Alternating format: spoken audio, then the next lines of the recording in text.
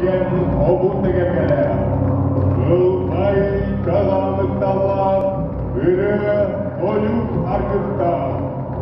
Ылғындағар күрінталар, екті жүріскен тойлығар, бергенді бірге болу, бірге болу.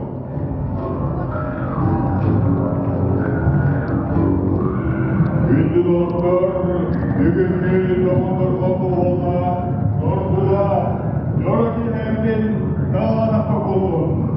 Ben de bugün geldim, güç olun.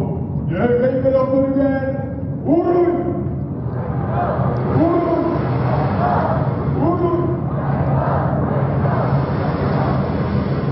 Sevgili dostlar, hürmetli Afrika'yı arayan Örgüy buraya doğduğu dedim,